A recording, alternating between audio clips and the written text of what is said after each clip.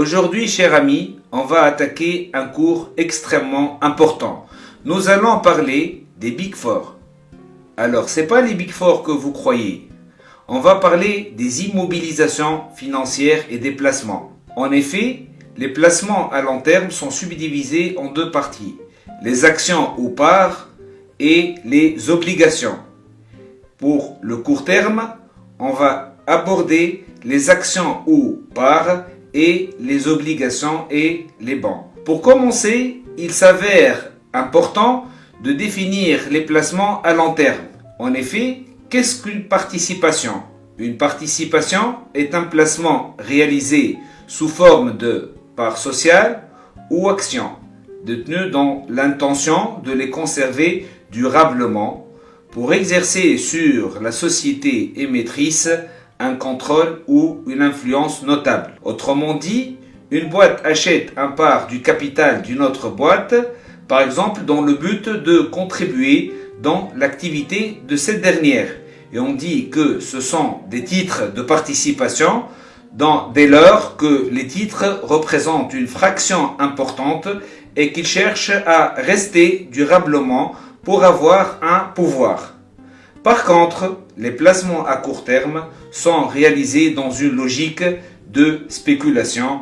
Autrement dit, on va essayer de chercher un profit. Les participations sont comptabilisées dans les comptes 25 participations et créances rattachées à des participations ou le compte 26 autres immobilisations financières qui est subdivisé en deux comptes 261 titres immobilisés, part du capital, les droits de propriété, et le compte 262 titres immobilisés, droits de créance, obligations. Ceci dit, sont exclus du coût d'acquisition et comptabilisés au débit du compte frais sur titre, les commissions d'intermédiaire, les honoraires juridiques, les commissions et les frais de bourse. Prenons comme exemple une société qui va acquérir 1000 actions d'une autre société X afin d'avoir un contrôle exclusif dans la société émettrice avec un cours de 15 dinars.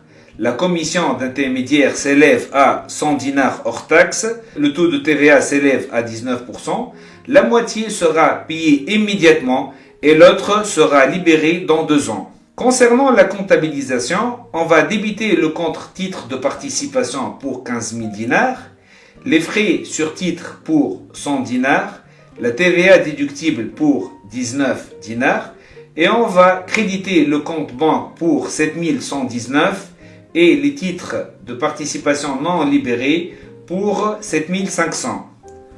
Par contre, les titres de placement sont des titres dont l'intention est de spéculer, c'est-à-dire réaliser un gain sur le court terme. Le détenteur n'a pas de volonté de participer au contrôle de la société. Pour bien appréhender, on va prendre l'exemple suivant. Une société Y va acquérir 100 actions au cours de 50 dinars dans un but de spéculation. Les frais d'intermédiaire engagés est de 10 dinars hors taxe.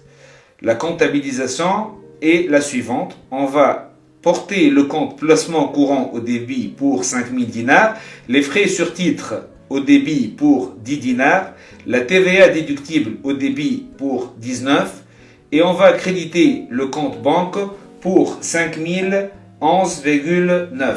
Mais quels sont les revenus des immobilisations financières et des placements? Les revenus des participations ou des actions sont les dividendes. Par contre, les revenus des obligations sont les coupons d'intérêt. Finalement, où est-ce que ça se trouve dans le bilan comptable, les immobilisations financières et les placements?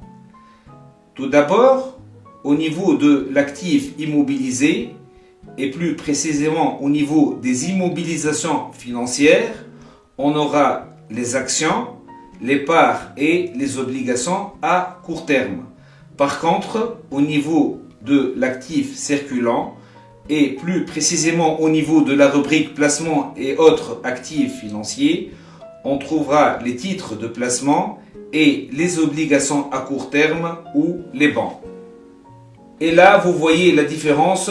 Dans la première catégorie, on cherche à avoir un gain sur le long terme dans une volonté de garder les titres durablement. Par contre, au niveau de la deuxième catégorie, on cherche à avoir un gain à court terme et très rapide. Pour faire un récap, on peut présenter le tableau suivant. À gauche, on aura les placements à long terme qui sont les actions ou parts. Ces actions et parts sont subdivisées en deux comptes. Le compte 2,51 dont la détention à long terme est estimée utile à l'activité et le compte 2,61 dont la détention à long terme est plutôt subie que voulue. Par contre, les placements à court terme sont subdivisés en deux parties, les actions ou parts dont la rémunération est dividende et qui sont enregistrées au niveau du compte 5,23 dans une logique de détention à court terme pour des raisons spéculatives. Par contre, les obligations dont la rémunération représente les intérêts sont enregistrées au niveau du compte 5,26 ou le compte 5,27. Pour la cession, le principe est simple. On va débiter le compte banque pour la quantité cédée multipliée par le prix de vente et créditer le compte titre de participation pour la quantité cédée fois la valeur d'acquisition. Et finalement, on aura soit une perte qui est enregistrée au niveau du compte charge nette sur cession de valeur mobilière ou bien un produit qui est enregistré au niveau du crédit du compte produit net sur cession de valeur mobilière. Je vous remercie pour l'intérêt que vous portez à nos vidéos. J'espère que ça vous a été utile. Pour plus d'informations, veuillez accéder à notre plateforme Piformia Academy.